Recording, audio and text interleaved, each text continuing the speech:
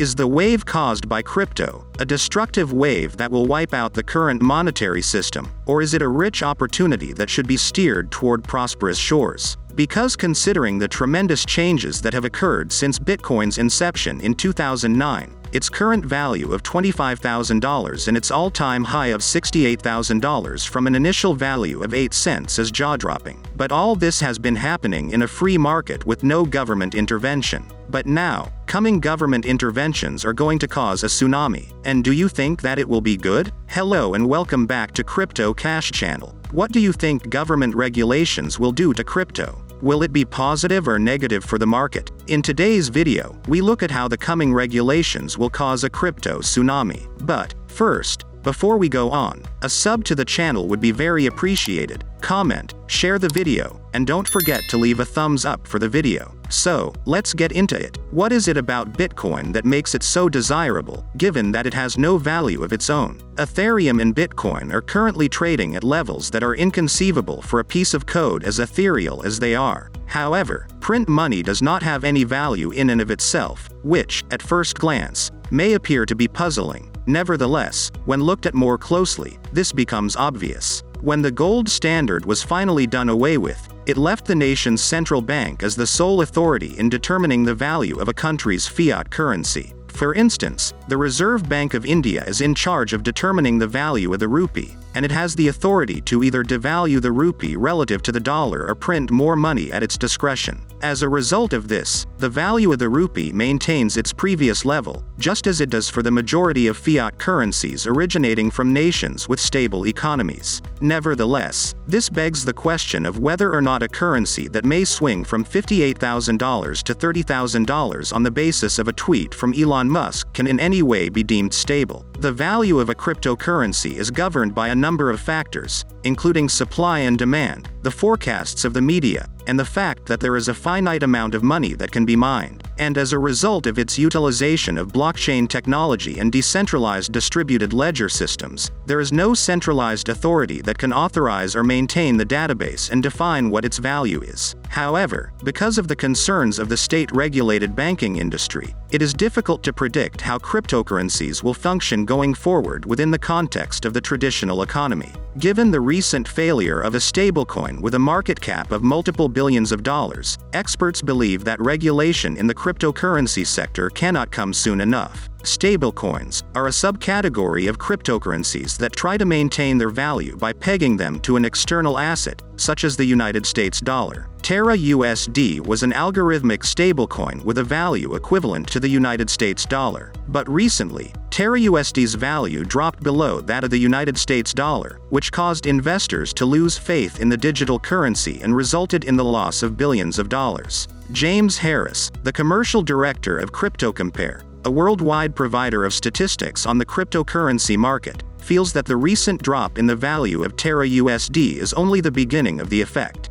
Janet Yellen, the Secretary of the United States Treasury, spoke before the Senate Banking Committee on May 10 and mentioned the dangers that the unregulated cryptocurrency sector presented to the country's overall financial stability. According to Nicholas Nielsen, a senior analyst at Global Data, there are numerous more reasons why the Bitcoin market has to be regulated in addition to the threat that it poses to financial institutions. Apparently, regulation of crypto is necessary since it is vulnerable to a wide variety of harmful activities, including ransomware attacks, market manipulation, scams, and many more. However, the United States has not yet developed a regulatory framework for Bitcoin, despite the fact that there have been several hearings on the matter in Congress. The Working Group on Financial Markets, which represents crypto holders and investors, has asked the United States Congress to establish a regulatory framework for cryptocurrencies and to mandate that stablecoin issuers be insured by financial institutions. And in April, Republican Senator Pat Toomey of Pennsylvania, who is also a member of the Senate Banking Committee, submitted a bill that would establish a new regulatory framework for stablecoins. Toomey maintains that his proposed legislation would allow this crypto innovation to develop while preserving consumers and reducing any hazards from stablecoins to the financial system.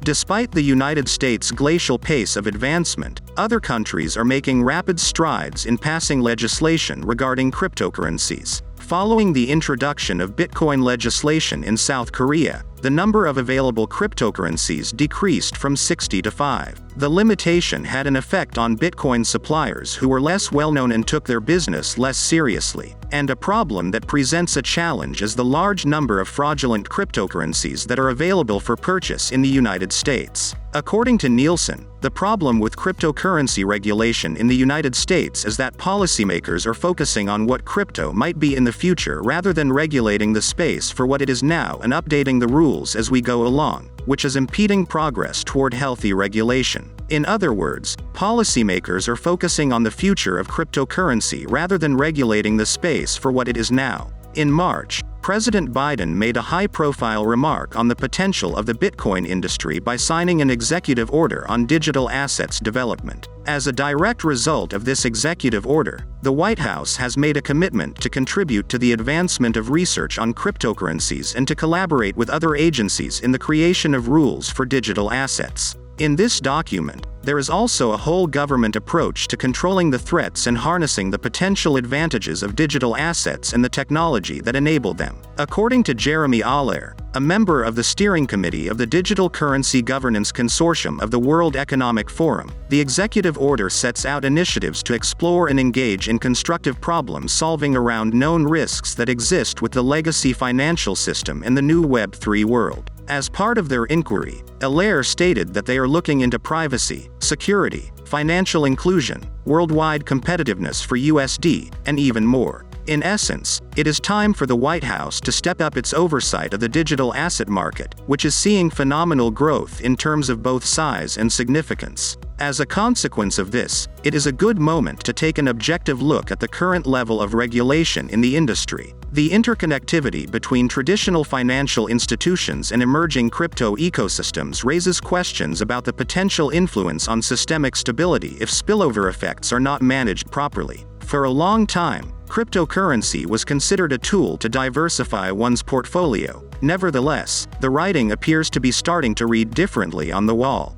The data that was released earlier this year by the International Monetary Fund suggested that there may be a connection between Bitcoin and the S&P 500 index. As a direct result of this, concerns have been expressed over the possibility of emotional spillovers from investors in the stock market onto the cryptocurrency market. Shortly after that, the Financial Stability Board voiced some concerns about the possible impact crypto assets might have on the global financial stability if they continue to grow in size and interconnection. And because there are so many information gaps in this field, a comprehensive analysis of crypto assets' effects on the macroeconomy is not yet feasible. Additionally, international transactions may be completed without the participation of financial middlemen because cryptocurrencies do not call for any particular or existing financial intermediaries. When seen from the perspective of the typical investor, putting regulations on cryptocurrencies may be a step in the right direction. By supplying more clear direction, regulators may be able to reduce the amount of speculation that occurs in the market for crypto assets.